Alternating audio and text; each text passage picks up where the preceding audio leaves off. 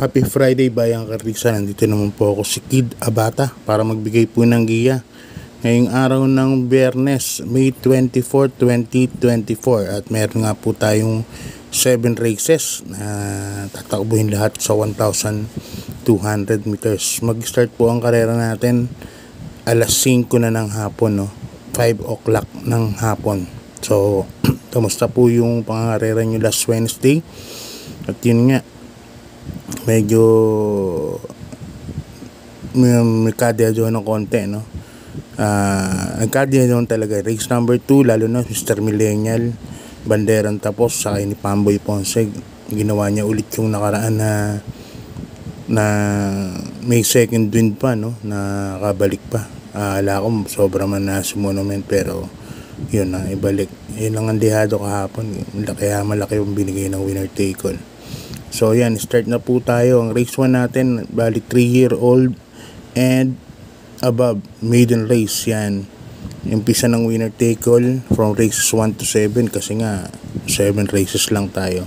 Dito meron po tayong 8 runners, Ang first case ko rito, number 5, Giselle's Princess. Yan, nasa sasakyan ni Jackie O.P. Cortez, kabayo po ng Mercedes Stable. Yan, si Giselle's Princess, ang pagkakaalam ko, dapat ilalaban po ito ng locally bred or hopeful sa differential lang. Pero ngayon nakita ko sa barrier, medyo maganda naman po ang kinilos niya, kaya sa tingin ko medyo lamang po itong kabayo na to.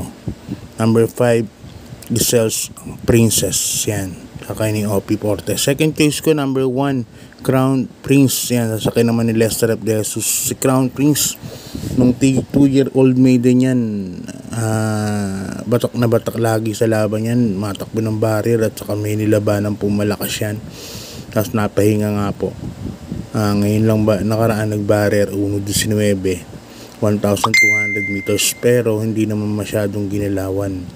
Yan, deload divise, parang hindi ko alam kung sinong mayari. Kaya yan ang second case ko dyan. Number 5, Giselle's Princess. Second case, number 1, Crown Prince. Lipat na tayo sa race number 2, Bayang Karista, class 5. Yan, 5 points, non-placers. Dito may 7 runners po tayo. Umpisa din ng pick 6, from races 2 to 7. First case ko rito, number 5, Jumbo, sakay ni Jackie M.R. Elios. Yan, nag-aangang timbang ni Elios, 50 lang. Jumbo, alam naman natin to, di bandera. Kung di siya mauna kay Antique Collector, pwede naman pong barimatihin yan. Si Jumbo, pwede pong isunod. Kaya yan ang napipisil kong first case dyan. Lalagay ako ng second case, number 3, Navy Cut. Yan, sakay ni Jackie J. Argeliada. Yan, minus 3 kilograms. Ito, mas magaang ito, 48 kilograms lang. Nakaraan, tersero po ito sa kwarto. Isang laban niya nakaraan, medyo maganda na rin po ang itinakbo. Kaya kung sakaling magkakaroon ng fast pace sa first 800 meters, sa tingin ko, ito pong si Navy Cat, baka mapamati ni JR Gilead yan. So para dyan sa race number 2, ang PD ko po numero 5, first choice, Jumbo, nasakay ni MR Elio. Second case ko, number 3, yan, Navy Cat, nasasakay naman ni Jackie J.R. Geliada. Okay, Bayang Karista, good luck. Lipat na po tayo sa race number 3. Ang race number 3 natin, race rating base, class 4, 28 points to 33 points. Dito may 8 runners po tayo. Umpisa rin po ng pick 5 from races 3 to 7. Yan, may 8 runners tayo. Ang first case ko rito, 3 pinili ko, kasi alam niyo na malapit na MHP, baka magkaroon ng Number 7, Batang Cabrera. Ito, pag nilaban po ito, tingin ko lamang sakay ni Apoy Asuncion. Yan po ang first case ko dyan. Second case ko, number 6, Eyazaki. Sakay ni dyan Alvin Goose. Si Eyazaki, galing ng tinakbo nakaraan kila Queen of the Nile, inatras pa, tapos pinarimate ulit ni dyan Alvin Goose sa labas. So galing talaga dumiskalat si Alvin, lalo na ito 1,200 meters lang, baka madiskartehan niyang maigi yan. Yan ang second case ko, number 6. Lalagyan ako ng third choice, Number 2, Chiller. Sasakyan ni Jackie Love Galieta. Chiller nakaraan, segundo po yan, no? Sa isang rating based na laban din. Race number 1. Medyo malakas din po yung laban niya nun. At sa tingin ko, baka ito po ang kumuha agad ng unahan. Number 2, Chiller. Kaya dito, tatlo na po ang pinili ko. Number 7, Batang Cabrera. Number 6, Iyazaki. And number 2, Chiller. Okay, Bayang Karisa, lipat na po tayo sa race number 4. Yan, isang class 5, 6 points to 10 points split group. Dito may 8 runners po tayo.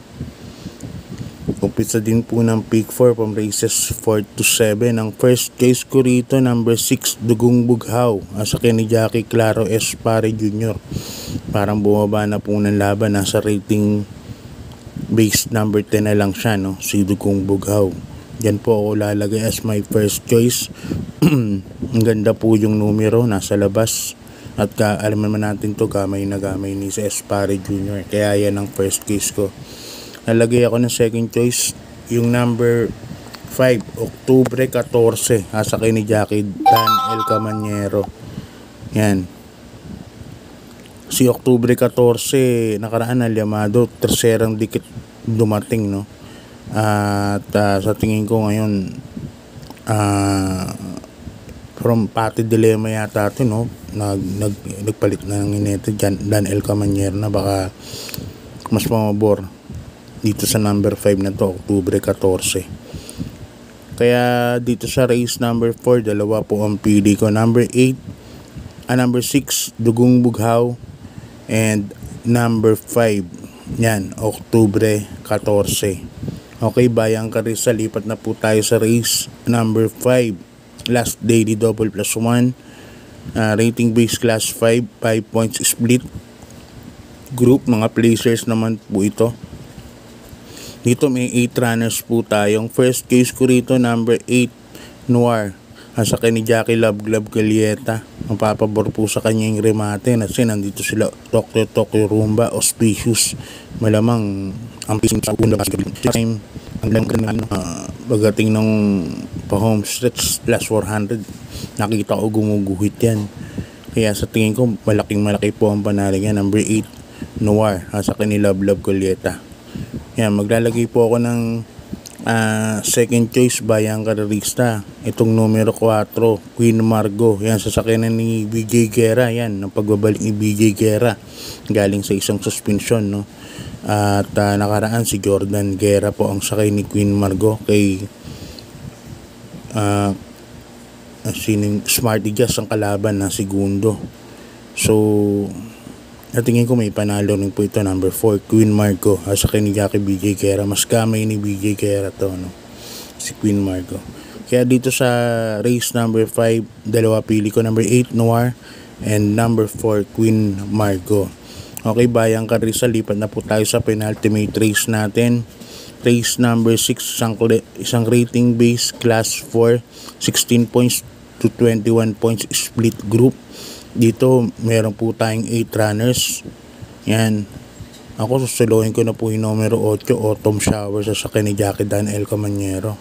Alam naman natin yung nangyari kahapon na karera, Best Shot and Jubilum. Dan El Camanyero, wala pa ako nakikita na inaayaw nila, no? Puro palaban talaga. Si Best Shot na inabot lang nung 8, King Wash ko. Si Jubilum naman hindi naman lumagpas kay Kate and Alice, pero alam naman natin na laban po. So sa tingin ko, pag nilaban si Autumn Shower, pa-solo po yan. Kalaban niya si Easyway, segundo kay Easyway, kapraso lang, halos sang katawan lang. Kaya medyo lamang po sa akin yan. Number 8, Autumn Shower. Ngayon, kung magtatanong kayo ng protection or pamorkas, ang pipiliin ko number 4, Gin Jenny. Sasakyan rin ni Dodong Villegas. Si Gin Jenny, ito lagi naman labas po yung kabayo na yan. Lalo na ngayon, number 4 po siya.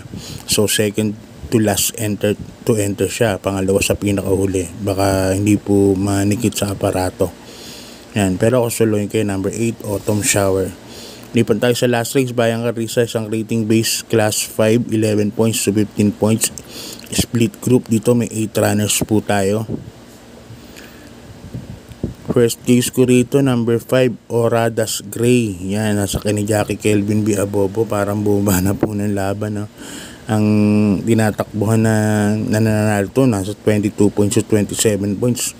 Napunta na lang ngayon sa 11 points to 15 points. Kaya sa tingin ko, ito ang horse to beat dito sa last race. No?